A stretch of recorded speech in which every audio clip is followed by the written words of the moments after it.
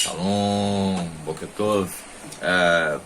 Bom a gente estar aqui outra vez, né, juntos, dando continuidade aos vídeos do canal, sobretudo expondo muito mais ainda as escrituras sagradas, né, a Torá, o Tanakh inteiro, a Brit Hadashah. E hoje nós vamos até dar continuidade ao vídeo passado. Até teve um querido irmão que achou que eu tinha interrompido o vídeo por alguma falha, mas na verdade eu não fiz dessa maneira, não foi como uma falha, foi porque como o assunto iria se prolongar por muitos minutos, eu achei que o vídeo ia ficar muito longo. Então eu pensei o seguinte: não, vamos fazer ele em duas etapas, em duas partes, que aí a gente até concentra essa última parte, que é o de hoje, num assunto mais específico, né? Porque o nosso assunto do vídeo era que o domingo não é o dia sagrado. Então no primeiro vídeo eu expliquei que o dia sagrado era o Shabbat. É o Shabbat porque ele é bíblico, né? Ele está lá nas escrituras sagradas. E quando eu vejo, por exemplo, a instituição do domingo historicamente, eu vou perceber que houve uma paganização da fé, ou seja, foram os pagãos que instituíram o domingo, e não o próprio Deus, não a Bíblia. Não foi Adonai que decretou o domingo como um dia santo, não foi Adonai nas escrituras sagradas que disse que agora, a partir de agora então, seria o domingo, não, o primeiro dia da semana. Não existe nada disso. São tudo interpretações com o objetivo de manchar, de macular as escrituras sagradas, de poluir as escrituras sagradas e dar um outro caráter, como se fosse um caráter de santidade. Então, por exemplo, quando eu vejo que o domingo foi colocado como uma substituição do Shabbat, é nítido que a gente percebe que o objetivo aí não era uma questão de um novo dia, mas uma questão de negar a Torá, de negar a palavra de Deus. E isso é bem típico do paganismo, que mescla coisas dos pagãos com a verdade da Torá. Então, o que eu tenho dito aí? As seitas, né? O cristianismo é uma seita. Ele foi criado, as suas bases lá no segundo século, terceiro século, quarto século, as suas bases são pagãs. E o objetivo é contrariar a Torá, é negar a Torá. E obviamente eles mesclam com algumas coisas que são de fato verdadeiras, são bíblicas, para que o fiel, né, o dedicado ao cristianismo, o cristão piedoso, que muitas vezes é uma pessoa piedosa, uma pessoa de bom coração, ele não perceba. Ele diz: não, mas Jesus é o Messias, é Cristo, é o Salvador, e a minha religião prega que Jesus é Cristo. É porque eles mesclam, eles pegam uma parte verdadeira e mesclam com partes falsas, né, com heresias. O que é uma heresia? O que é uma seita? A seita é quando é sectário, né, quando corta, quando tira um pedaço, certo? Então é exatamente isso que acontece. E aí eles vão instituir o domingo. O domingo é o dia do sol, tanto é que o nome em inglês fica muito mais visível isso, né? Sunday, dia do sol. E domingo em latim, dia do Senhor. Já com o objetivo de camuflar o quarto mandamento, né? Que é guardar e santificar o dia de Shabbat. Lembre-se que o Shabbat não é uma instituição judaica, ele é, antes de tudo, uma ordenança, um mandamento sagrado, que já está lá no capítulo 2 de Gênesis, de Bereshit. Ou seja, não tem nada de o Shabbat é coisa de judeu, nós somos cristãos, a gente guarda o domingo. Isso é mentira, isso é outra coisa diabólica, isso é satânica, tá? É mais uma jogada diabólica.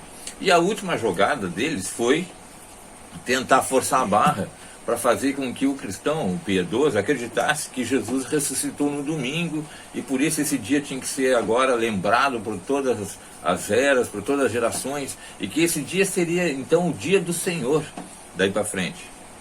Gente, eu vou provar para vocês que Jesus não ressuscitou no domingo, mas antes mesmo que fosse o caso dele tivesse sido ressuscitado no domingo, isso não transformaria num mandamento e nem num dia sagrado, porque a palavra de Deus ela já está completa, né? A Bíblia é uma palavra de Deus completa, então não tem o que fazer. Eu não posso simplesmente pegar um dos mandamentos, desfazer e criar um outro. Ninguém na Terra pode fazer isso. Só quem poderia fazer é o próprio Deus. Então, quando pagãos simplesmente eles vão lá e cancelam o quarto mandamento e o substituem pelo dia de domingo, isso é paganismo. Se você tem consciência disso que eu estou falando, se eu estou falando isso para você e você percebe nitidamente que não há instituição divina, bíblica, apoio bíblico, e você persiste nisso, você é herege.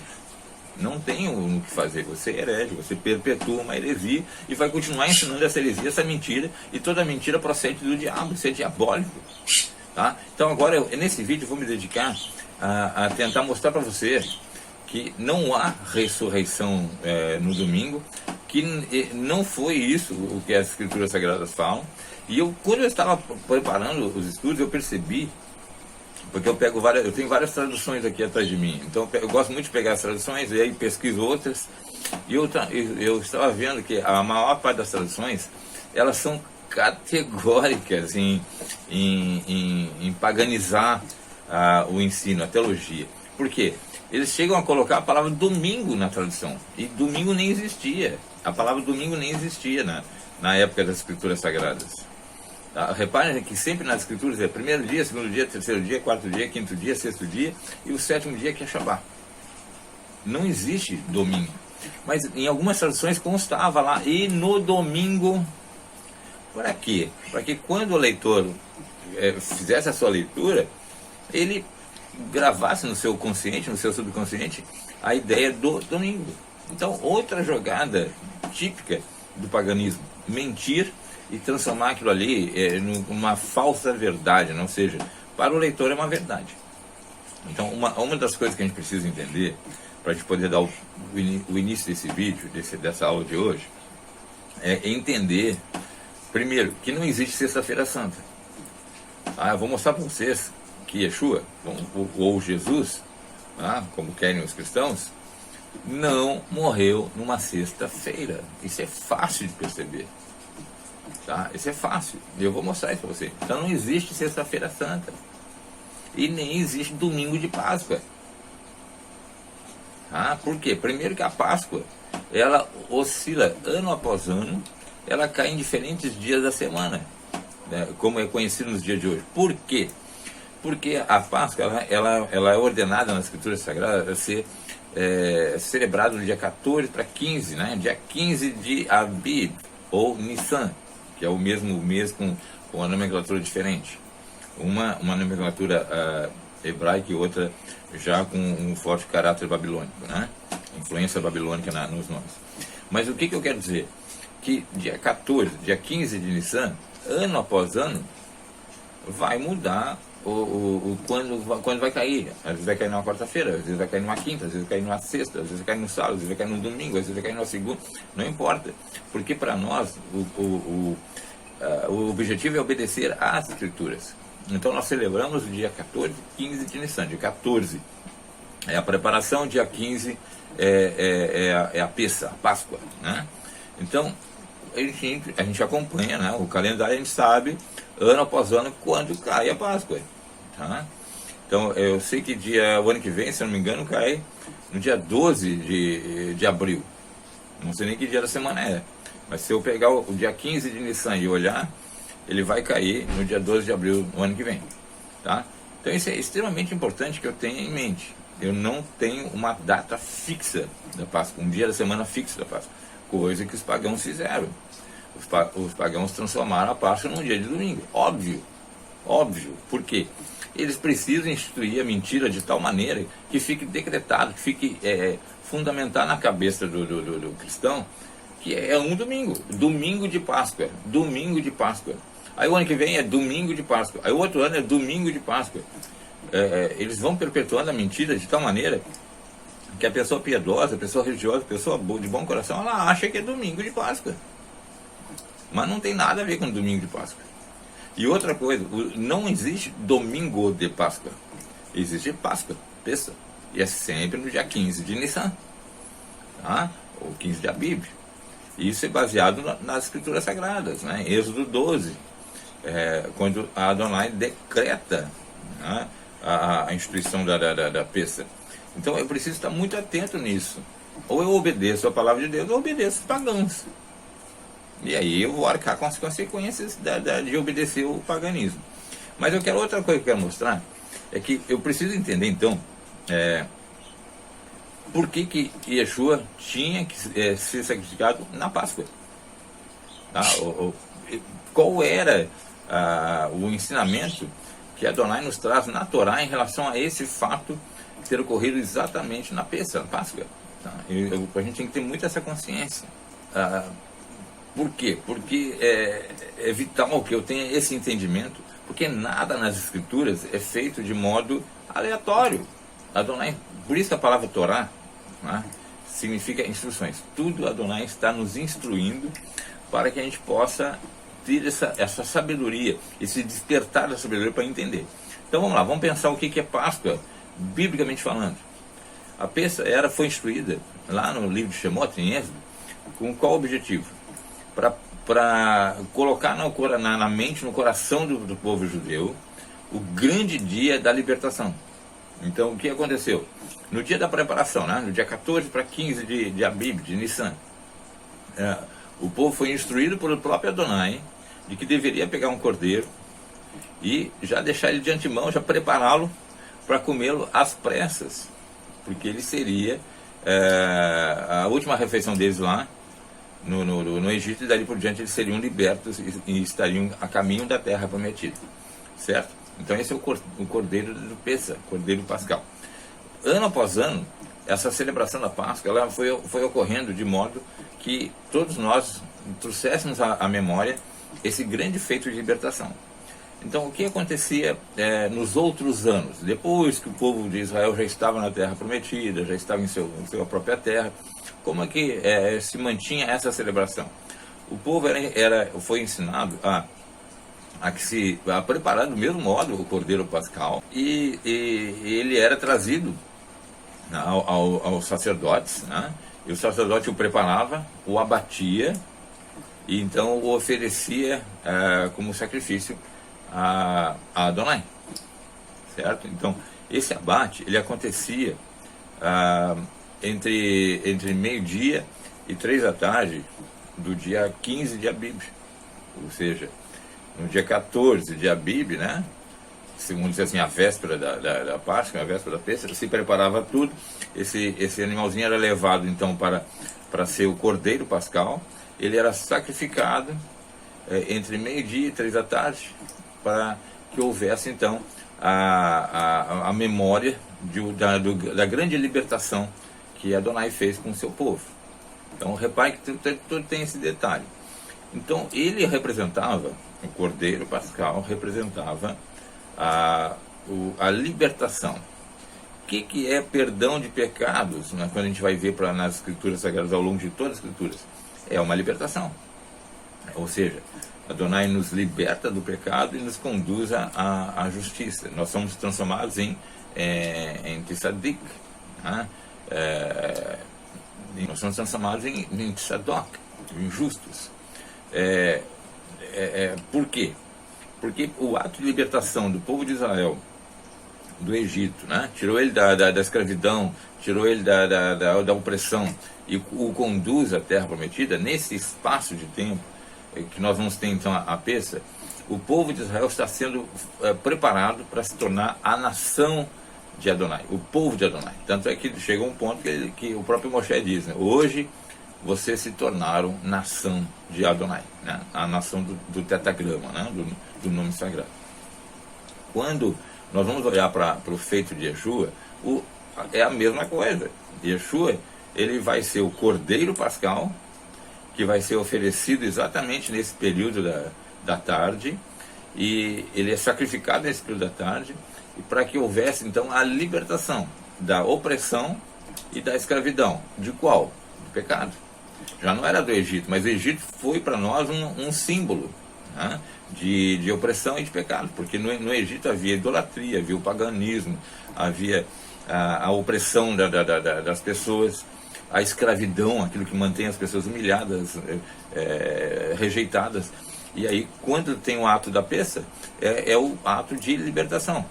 Quando nós temos o sacrifício do Cordeiro Pascal, de Yeshua, como Messias, nós temos então ali o momento da libertação. E agora estamos caminhando para a Terra Prometida. Reparem que não é uma coisa automática. Quando o povo de Israel foi liberto do Egito, ele foi caminhando em direção à Terra Prometida.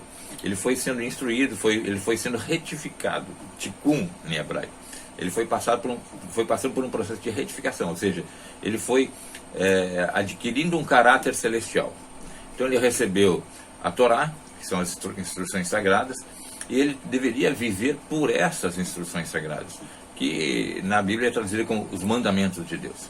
Então, reparem que o próprio Yeshua diz: aquele que me ama, guarda os meus mandamentos. A palavra mandamentos é a mesma lá do Tanakh, que é chamado de Velho Testamento. A palavra é mitzvot. Então ele diz assim: aquele que me ama, guarda as minhas mitzvot, que é a mesma coisa que Adonai fala no chamado Velho Testamento, né? Escolham obedecer as minhas mitzvot para que vocês vivam e sejam abençoados. Porque Yeshua é o próprio Adonai falando. Tá? Ele é a manifestação visível de Deus. Está lá em Hebreus. Tá? Hebreus 1 fala exatamente isso. Ele é a expressão exata, visível de Adonai. Então, entendendo isso, o que é a peça?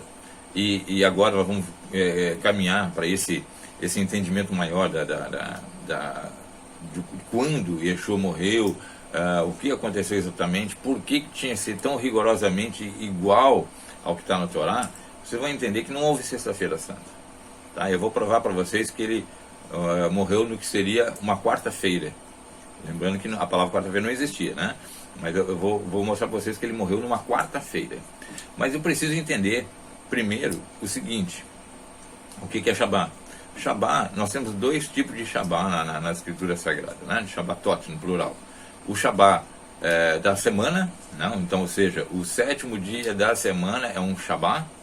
E também eu tenho a palavra Shabá para representar, para expressar com significado de eventos. Então, por exemplo, eu tenho lá o ano sabático, 6 anos se plantará e se colherá, né? Mas no sétimo ano é Shabá para a terra. Então, reparem que esse Shabá ele tem a duração de 1 ano inteiro.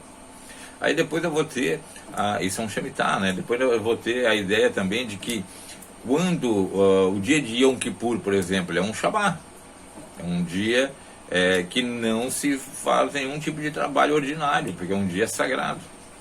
A própria Pessa, a Páscoa, nós temos dois Shabatot. O primeiro, que é o do dia 15, tá? E depois nós vamos entrar na festa dos pães ázimos, está lá coladinha no dia da Pessa. Nós vamos ter o dia da Pessa e mais 7 dias de pães ázimos, pães sem fermento. O último dia é um Shabá. Não importa que dia da semana vai cair, entendeu? Porque a palavra Shabá necessariamente não me leva apenas ao dia da semana, mas ao evento sagrado onde eu não posso, sou ordenado a não fazer nenhum trabalho ordinário. Aquele dia tem que ser tirado estritamente, totalmente, plenamente para Adonai. Então, quando eu tenho a celebração da Páscoa, eu vou ter um Shabá, certo? Não importa que dia da semana caia, mas é um Shabá. Quando termina a Páscoa, que é a festa dos pães ázimos, né? 7 dias de pães ázimos, quando termina a celebração dos pães ázimos, o último dia é um Shabá. Não importa como começou a semana, entendeu? Não é o dia da semana, mas é um Shabá. Agora, reparem que quando nós vamos ver isso nos textos para entender melhor, eu vou passo a passo para vocês terem uma compreensão melhor. Eu preciso entender que o profeta Jonas, Ioná, ele ficou no ventre do peixe quanto tempo? 3 dias e 3 noites. E o próprio Yeshua, ele vai usar, porque repare que eu falei, né? Tudo que tem no Tanakh, na Escritura Sagrada lá, chamado erroneamente de Velho Testamento, eles trazem lições para a Brit Hadashah, para a Aliança Renovada. Ou seja, quando eu leio, entre aspas, Novo Testamento, que não é Novo Testamento, é Aliança Renovada, mas vamos deixar o Novo Testamento. Quando eu leio o Novo Testamento, eu tenho que estar fundamentado no Tanakh, que é chamado hereticamente de Velho Testamento. Então não existe Brit Hadashah sem o Velho Testamento, sem o Tanakh. Por quê? Ela é uma corrente. Imagina uma corrente com todos os elos ligados. Não tem como você pegar e cortar, senão você vai ter duas correntes. E não tem duas correntes. Você tem uma única corrente, que é a palavra de Deus. Quando Paulo diz, escreve a Timóteo, lá em 2 Timóteo 3,16, ele diz: toda a escritura é inspirada por Deus, útil para a educação, para o ensino, para a repreensão, para a correção na justiça. De que escritura ele está falando se o Novo Testamento ainda não tinha sido escrito? Ele está falando do Tanakh, que é chamado erroneamente de Velho Testamento. Então ele está dizendo assim: todo o Velho Testamento é inspirado por Deus. Ele é útil para o ensino, para a educação, para a correção e para a repreensão na justiça, porque a Torá traz justiça. Então o que o Paulo está dizendo? Que toda a escritura que já existe, que é o Tanakh, é inspirada por Deus. Então se ela é inspirada por Deus, não tem defeito, não tem nada de trocar, de mudar. Tanto o próprio Adonai diz: maldito é aquele que acrescentar ou diminuir qualquer coisa. Então o cristianismo, a teologia cristã, ela apregou para si mesmo uma maldição, ao trocar coisas, acrescentar coisas, tirar coisas ali da palavra de Deus, tá? Dizer o que Deus não disse. Então vamos lá, quando ele pega esse exemplo de Jonas, eu quero que vocês vejam comigo, Mateus 12, 40. Eu vou estar lendo aqui numa versão, uma tradução do aramaico, porque se eu pegasse outras bíblias, ia dar uma confusão tremenda, porque, como eu falei, cada uma tem uma tradução diferente, visando um objetivo diferente, tá? Então, ou às vezes um mero erro de tradução, ou às vezes um erro intencional. Mas então eu vou pegar uma tradução aqui, vocês podem ler na Bíblia de vocês, e é bom porque vai gerar um embate ali na hora, vocês vão ter uma surpresa, tá? Então, Mateus 12, 40, diz o seguinte: porque como Jonas, esteve no ventre do peixe por 3 dias e 3 noites, assim estará o Filho do Homem no coração da terra por 3 dias e 3 noites. Isso está em Jonas 1,17, né? Essa nossa informação é 2,1, tá? Na versão cristã é 2,1, certo? E tem diferença, repare que tem diferença. Na nossa versão hebraica aramaica está em 1,17, enquanto que na tradução cristã vai estar em 2, no capítulo 2, verso 1.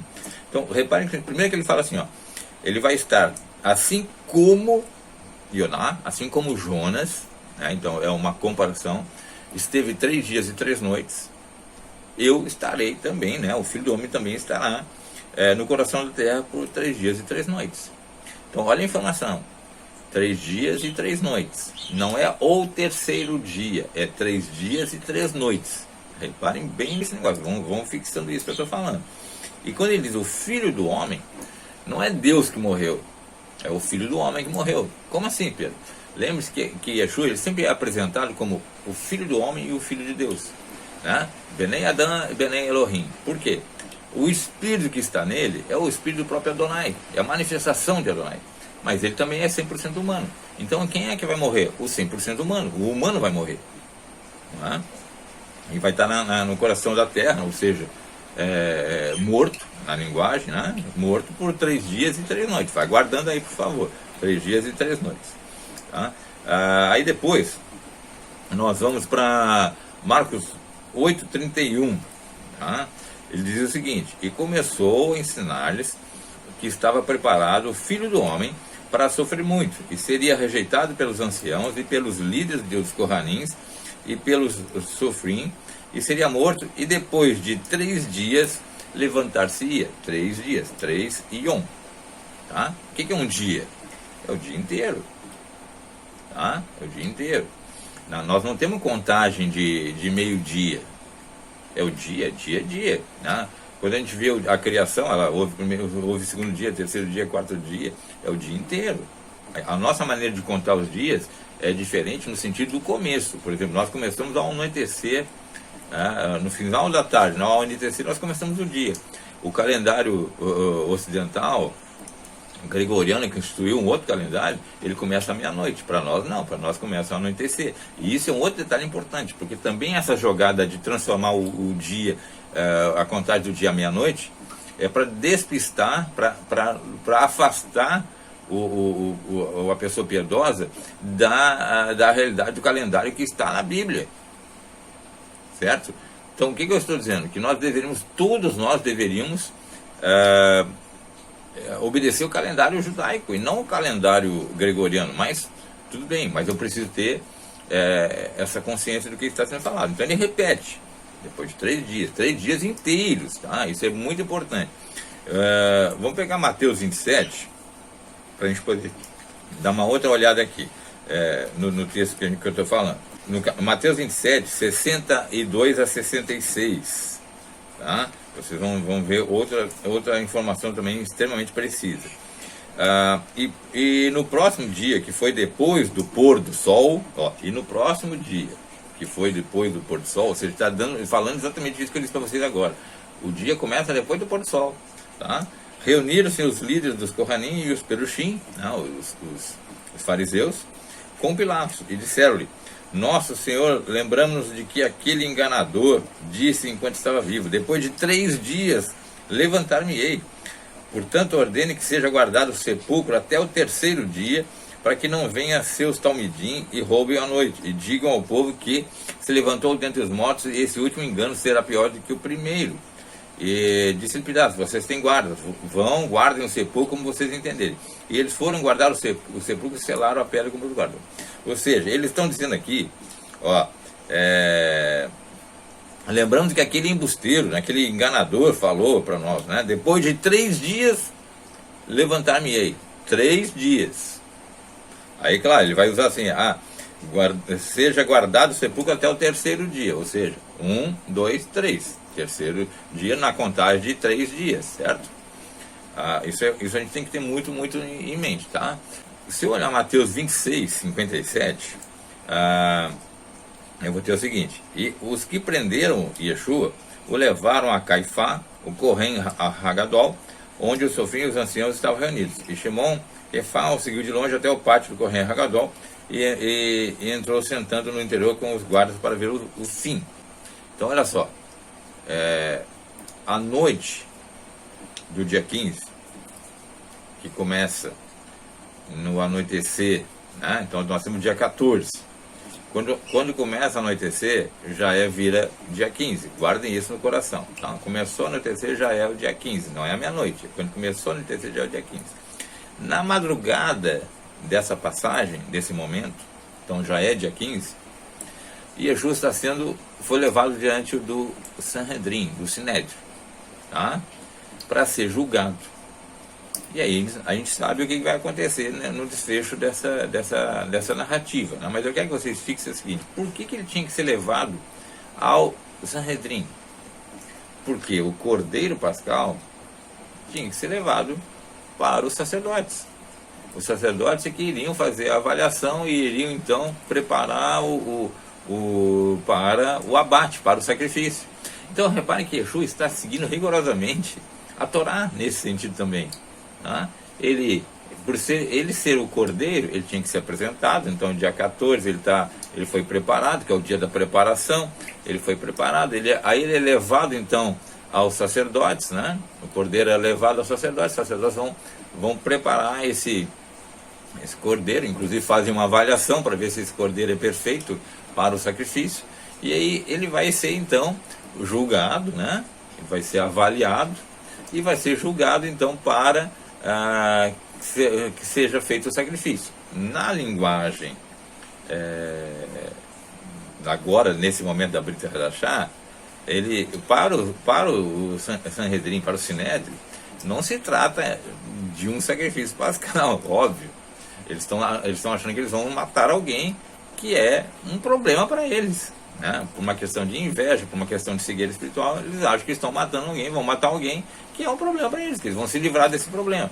Mas como a sequência da peça está me mostrando claramente, ele é o próprio cordeiro, que tinha que ser apresentado aos sacerdotes. Não tinha como ele passar por outro lado e ser sacrificado. Ele tinha que passar pelo Sinédrio, ele tinha que passar por essa avaliação e julgamento. Então, tudo está se cumprindo nas Escrituras. Aí o que vai acontecer? Quando ele vai ser levado, então, para que ele seja sacrificado, é dia 15, certo? Esse dia 15, ele é um Shabat, não por ser o 7º dia, mas ele é um Shabá. Tá? Então ele é dito que é o primeiro Shabá. Tem escritura, quando você vê no texto original, que fala o primeiro Shabá. Por quê? Porque teve 2 Shabá nessa semana aí. Teve o Shabá, o dia da Pessa, e teve o Shabá que era o 7º dia. Então alguns textos em hebraico vão falar no primeiro Shabá, se referindo ao dia da Pessa. Tá? Que não tem um dia específico para cair na semana, mas por ser um dia sagrado, ele é um Shabá. Hoje se usa uma terminologia que é o Yom Tov, o dia bom, para poder fazer a distinção de um e de outro, certo? Mas a ideia é exatamente, biblicamente ele está sendo sacrificado num Shabá, num dia sagrado. Tá? O que vai acontecer aqui? Se eu olhar os textos 27:62, Mateus 27:62, eu vou perceber essa grandeza da informação. Tá?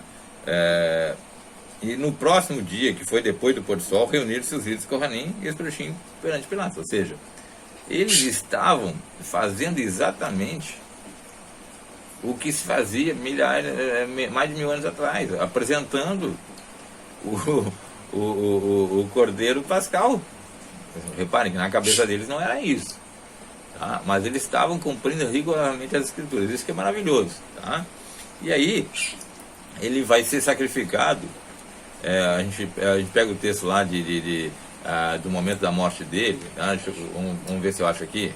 Mateus 27:45 diz assim: desde a hora 6ª houve trevas em toda a terra até a hora 9ª, e por volta da hora 9ª clamou Yeshua em alta voz e disse: Eiu, por que me deixaste? Né? Ele chama Sabactani, né? Que é nas versões aí mais comuns, né? Nas traduções mais comuns.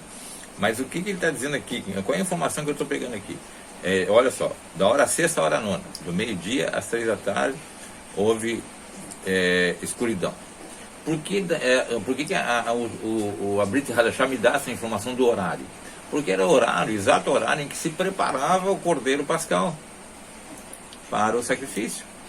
Então ele está ali agora, pendurado no madeiro, que passa a ser para nós um altar de sacrifício, o altar de onde era morto o Cordeiro Pascal, né? Onde era morto os sacrifícios na época do templo, na época do tabernáculo.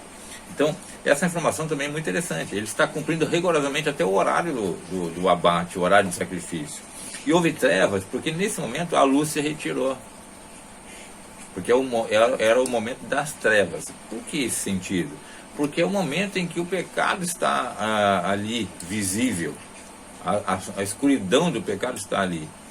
Tá? Era necessário, ou seja, por Yeshua ser o Cordeiro Pascal, ele representava todo o pecado, toda a malignidade, todos os pecadores. Tá? Então houve escuridão nesse momento. E aí ele quando ele diz, né, Sabactani, né? Por que ele fala isso? Porque quando ele diz assim, Deus meu, por que me desamparaste?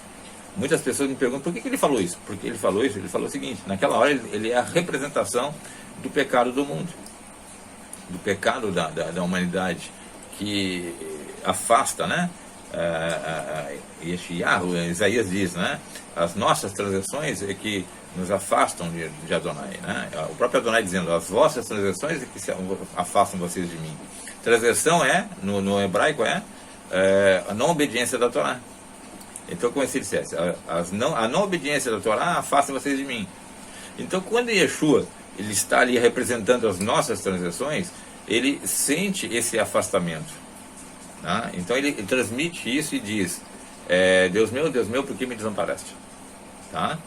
O Filho do Homem, perceba que é o Filho do Homem que está sendo sacrificado ali. Não é Deus que vai morrer, é o Filho do Homem, certo? O lado humano, o homem perfeito, né? Que ele é o Adão perfeito. Então, naquele momento, ele sente exatamente isso.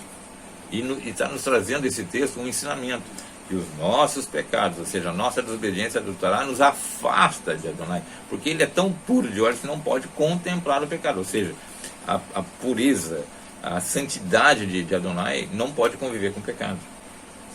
Por isso que tinha que ter um cordeiro para fazer um sacrifício, uma mediação, tá? Para que fosse aceito. E aí, então Yeshua, no versículo 50, Yeshua novamente clamou em alta voz e entregou o seu espírito. E imediatamente a cortina do templo se rasgou em dois, de alto a baixo, e a terra tremeu e as rochas se fenderam. E os sepulcros se abriram, e muitos corpos de Kedoshim, né, de santos, que deitavam, se levantaram e saíram, e depois da ressurreição entraram na cidade santa e foram vistos por muitos. E o centurião e aqueles que com ele guardavam Yeshua, quando viram o terremoto e essas coisas que aconteceram, temeram muito e disseram, verdadeiramente esse era o filho de Elohim, o filho de Deus. E é interessante, porque veja, houve um primeiro terremoto, vai ter dois terremotos nessa sequência para você ter uma ideia. Mas veja que a gente fala, o filho do homem está sendo sacrificado, mas aí o que acontece é porque há um rasgar dessa cortina de cima a baixo, ou seja, como uma mão celestial é que rasgasse a cortina e adentrasse o santo dos santos, né? o lugar mais sagrado, que é o papel do sumo sacerdote. O sumo sacerdote entrava uma vez por ano, né, para buscar o nosso, trazer para nós a expiação. Então, a ideia é exatamente essa, esse cordeiro que representa o nosso pecado, está nesse momento sendo aceito por Deus, por Elohim. Tá? A ideia é exatamente essa. E aí ainda diz que o efeito disso é tão grande que a gente vai ver ali, houve esse terremoto, guardem aí que é o primeiro terremoto, as rochas se fenderam e os sepulcros se abriram, né? E muitos corpos de Kedoshim, de santos, que se deitavam, se levantaram. Santo, gente, olha só, ser santo não tem nada a ver com o Novo Testamento. Ser santo significa obediência à Torá, certo? Então aqui já tínhamos pessoas que morreram, que eram santas, que eram pessoas que obedeceram à Torá em vida, tá? E eles estavam deitados, ou seja, estavam descansando. Eles se levantaram, né? Foram erguidos e saíram. E depois dessa ressurreição entraram na cidade santa e foram vistos por muitos. Imagina que situação naquele dia, né? E até um centurião romano que estava ali e que guardava o Yeshua, quando viram, né, o terremoto, ele e as pessoas que seguiam Yeshua, temeram muito, tiveram muito temor no coração e disseram, verdadeiramente, este era o filho de Elohim, ou seja, o filho de Deus. Não no sentido de que, isso aí vocês veem em outro vídeo, tá? Que nós temos aqui duas pessoas da Trindade. Não, a palavra filho de Elohim, nós temos filho do homem e filho de Elohim. São expressões que denotam a origem, certo? O filho do homem denota a origem humana e o filho de Deus denota a origem divina, ou seja, ele é ao mesmo tempo homem e ao mesmo tempo Deus, o próprio Adonai, né? O próprio tetragrama que está ali. Então o que eu estou vendo ali? Eu estou vendo algo que está acontecendo em razão dessa oferta do Cordeiro Pascal, tá bom? E isso, vocês vão ver que está acontecendo, vou botar o calendário para vocês verem, está acontecendo na quarta-feira, no dia da semana, quarta-feira, que é um Shabá. Por que é um Shabá? Porque é o primeiro dia, né? É a peça e o primeiro dia da contagem dos Hag Matzot, da festa dos pães ázimos, tá bom? Marcos 16, 1 e 2. E quando passou o Shabá, Miriam de Magdala e Miriam, a mãe de Jacob, e Shalomit, compraram especiarias e foram para ungí-lo. E no início da manhã, no primeiro dia, o Shabá, após o Shabá, foram ao sepulcro quando o sol estava nascendo. Então, olha só. Agora, eu não estou falando mais desse primeiro Shabá, que foi dia 15. Por quê? Ele ficou morto por 3 dias, certo? Então, ele morreu na quarta-feira. De quarta a quinta, a sexta, a sábado. Agora, esse Shabá aqui é o segundo Shabá que eu falei, que é o 7º dia da semana. Tá? Então, repare, ele morreu numa quarta, para que se cumprisse as profecias. De quarta a quinta, quinta a sexta, de sexta a sábado. Certo? Então, as mulheres, elas esperaram terminar o Shabá, porque no Shabá nós não podemos fazer nada, nenhum tipo de serviço ordinário, nós não podemos comprar nada, nós não podemos preparar nada para isso. Então, elas esperaram, né? E repara que elas compraram especiarias e foram para ungí-lo. Ou seja, então, quando amanheceu o primeiro dia da semana, é que elas saíram, elas também obedeceram o Shabá, e elas saíram para comprar as especiarias porque elas queriam voltar lá para preparar o corpo dele, né? Na cabeça delas, ele estaria ali para ser ainda, não deu tempo de preparar o corpo dele, nós vamos preparar agora, porque veio o Shabá, o 7º dia da semana, e agora a gente vai, então, preparar. Aí no início da manhã, no primeiro dia, o Shabá, foram ao sepulcro quando o e aí elas diziam, quem rolará para nós a pedra da entrada do sepulcro? E olharam, viram que já tinha sido rolada a pedra, pois era muito grande. E entraram no sepulcro e viram um jovem que estava sentado à direita, envolto com uma túnica branca, e se surpreenderam. E ele lhes disse, não temam, vocês procuram Yeshua Hanatsiri, né, o Nazareno, que foi executado em estaca. Ele já se levantou, não está aqui, eis o lugar onde foi colocado. Ele não está dizendo que se levantou no domingo. Tá? Por quê? Eu quero que vocês parem para pensar da seguinte maneira. Ele foi morto, ele morreu na hora nona, né? Às 15 da tarde da quarta-feira. Então vamos pegar assim, olha, das 15 horas da quarta-feira às 15 horas da quinta, às 15 horas da sexta, às 15 horas do Shabá, no sábado. Então ele cumpriu os 3 dias e 3 noites.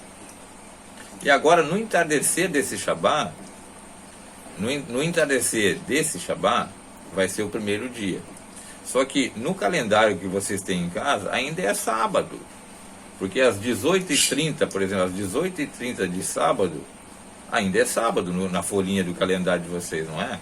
Só que para nós, já seria o primeiro dia de semana.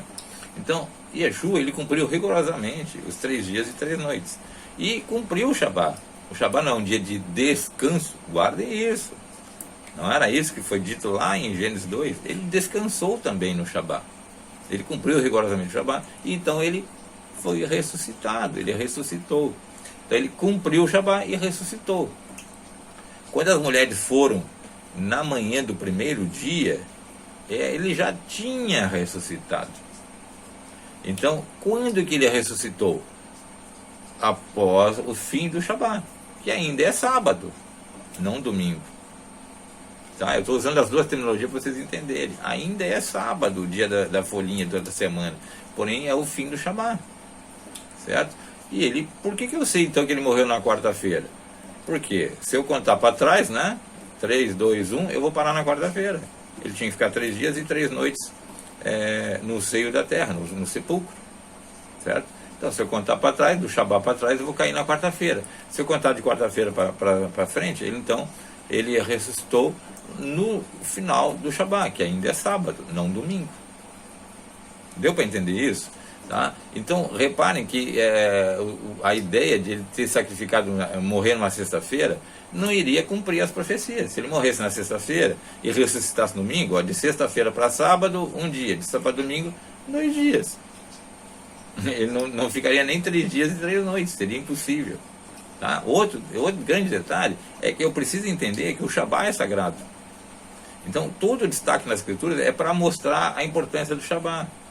Ele morreu no primeiro Shabá, não dia de semana, mas no primeiro Shabá, que é o dia de 15 de Abib, de Nissan, que é o dia da Pessa, dia da Páscoa. Então é considerado, não importa que dia caia da semana, ele é considerado um Shabá. Então nós chamamos de o primeiro Shabá. E aí, no segundo Shabá, então, no final do segundo Shabá, ele ressuscita. Ele cumpriu rigorosamente até o Shabá. Então essa contagem toda é importante. Tá? E aí eu vou ter o seguinte...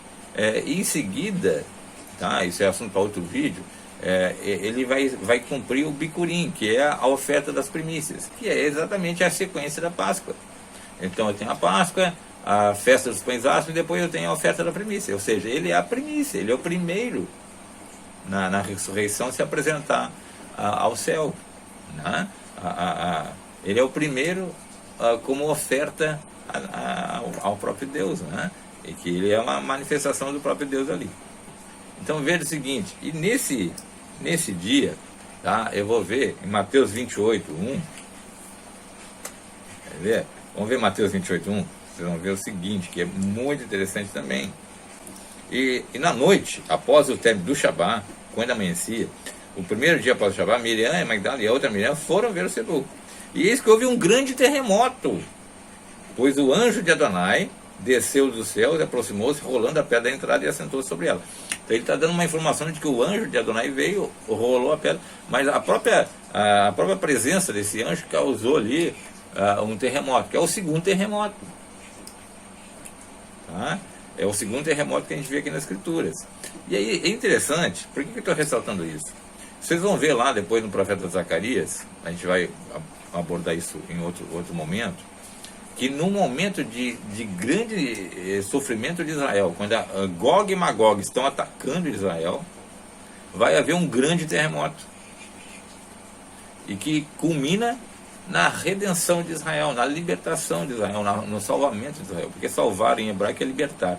Né? Então, reparem que todas as informações elas se casam para que a gente possa ter um entendimento. A Torá nos ensina coisas que se eu estudar a Torá eu vou entender cada momento aqui que está acontecendo, porque tudo na Brit Hadashah, né, chamado erroneamente no Novo Testamento, está relacionado diretamente, intrinsecamente e sagradamente ao que chamam erroneamente de Velho Testamento, que é o Tanakh. Tá? Então, o que eu quero que vocês percebam, é que eu vou concluir aqui, é que ele não morreu numa sexta-feira, ele morreu numa quarta-feira, para que a contagem pudesse bater, certo? Então ele mesmo tinha dito, vou ficar 3 dias e 3 noites. Não há como forçar a barra, gente. Quer dizer, dá para forçar a barra, mas aí é apregoar a mentira, que é o caso, né? Quando alguém declara que Yeshua morreu na sexta-feira santa, ele está mentindo. É uma heresia. Tá? Justamente para dar uma quebra no que é a festa da Páscoa, a verdadeira Páscoa, a verdadeira festa da Páscoa. Tá? Então reparem que na visão cristã ele morreu na sexta-feira e no domingo seguinte é a Páscoa. Só que a Páscoa já tinha sido no calendário judaico. Por quê? Ela foi aqui, ó, no dia do sacrifício do Cordeiro Pascal. Tá? E não na ressurreição, como querem os cristãos. A falta de conhecimento, a falta de entendimento, a ignorância das escrituras sagradas pelos cristãos faz com que eles repitam os erros que os teólogos querem que eles repitam. Então é preciso também uma libertação. Por isso que Yeshua diz, vocês conhecerão a verdade vos libertará, inclusive dessas mentiras. Tá? Eu espero que você tenha entendido, gostado. Qualquer dúvida pode mandar a pergunta, mande um comentário que eu gosto muito, eu leio, respondo cada um de vocês, tá bom? Que Adonai abençoe vocês, abençoe a família de vocês, dê um dia feliz, que tudo que vocês façam sejam abençoados e se voltem plenamente para a Torá. Um beijo no coração. Até mais, até o próximo vídeo.